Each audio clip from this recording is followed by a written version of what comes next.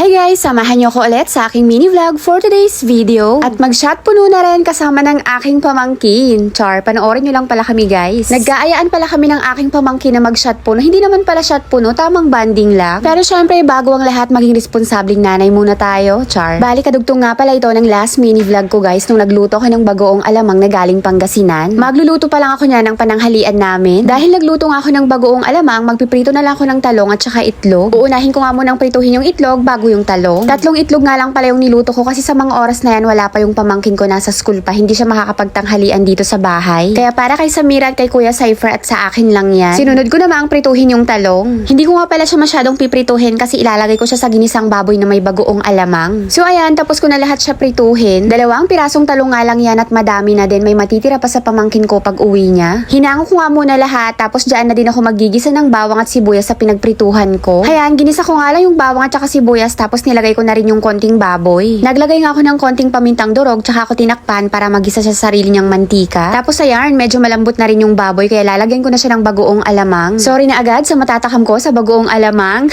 Ayan, hinalo ko lang naman sa ginisa kong baboy tapos sinunod ko na rin nilagay yung prinito kong talong. Hinalo-halo ko nga lang ng konti at pwede na. Pinalamig ko nga muna ng konti bago ko sinandok. At kami manananghalian na rin at medyo late na rin yan. Sobrang dami ko ang makain pag ganito yung ulam namin. May ginisang baboy na may bagoong alamang tapos pritong talong. Ayan, naghain na nga rin ako at nang matawag ko na yung dalawa ng makapagtanghalian na. Meron pa ang natirang siomay kagabi na inuwi ng pamangkin ko tapos nakalagay lang sa ref kaya nilagay ko na lang sa kanin para uminit. At sigurado pag di ko pinansin, tuluyan na lang talaga siyang masisira sa ref. Totoo talaga yun minsan, ilalagay yung tirang pagkain sa ref para tuluyan na siyang masira. Diyos mio, Marimar. Ayan, ready na ang aming pananghalian pero hindi na ako nakapag-video nan guys habang kumakain kami. Sa mga oras na yan kasi ay palubat na rin kasi yung phone ko. Hayaan nyo next time soon, kumpleto na kami sa hapagkainan. At heto na nga at kinagabihan, nagkaayaan nga kaming mag-shot puno ng aking pamangkin. At dahil nga nagtitrending ang mix-mix na yan, itatry natin kahit hindi tayo expert. Yan nga yung napili naming i-mix. GSM Blue na may Sprite at saka Gatorade tapos Tang na Dalandan. Diyos mio, kahit hindi tayo marunong, magrunong-runungan na lang tayo kasi for the video ang person. Dahil sobrang liit lang ng pitchil namin, sabi ng pamangkin ko kalahati lang yung ilagay ko. Aba syempre masunurin tayong tita kaya kalahati lang talaga.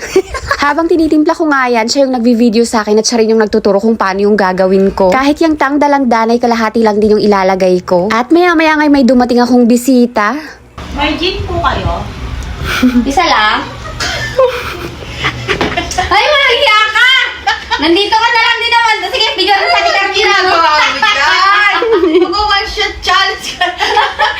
At ituloy na natin ang naudlot nating show, Charis. May binigay nga lang siya sa akin ng mga leggings ni Samira tapos binigyan ko siya ng kanyang bagoong alamang. At ayan na nga at nilagay ko na yung Gatorade at saka yung Sprite at nagulat nga ako naging kakulay siya ng kumot. Yang kumot na inuupuan ko. Yan, halo-halo lang. Pasintabi po sa mga bawal pa pong uminom ng alak dyan ha. Please, huwag niyong gagayahin. Mananagot si Ilocanang Morena. Charis. Minsan lang naman ako magpasaway kaya pagbigyan niyo na ako. Ayan, nilagyan ko na rin siya ng ice cube. Grabe no, pinagod ko na nga kayong manood sa akin. Tinuruan ko pa kayo kung paano magtimpla ng alak. Diyos mio, Marimar.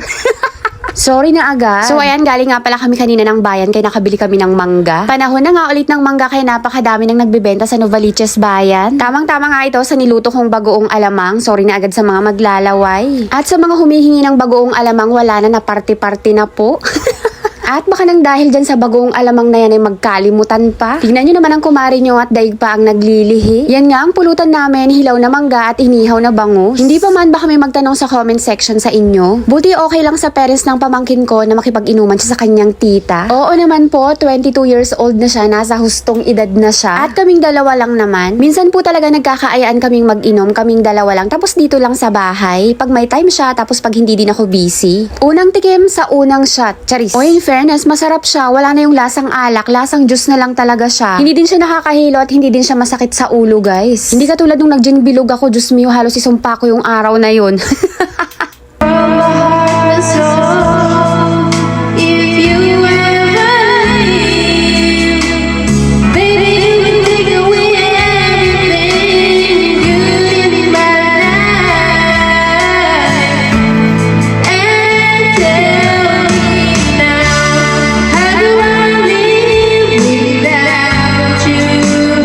At isa na nga rin sa pinaka-banding namin ng mag-video okay na magtita. Yung pamangkin ko nga pala yung unang kumanta. At syempre ako din ipaparinig ko sa inyo yung boses ko, char.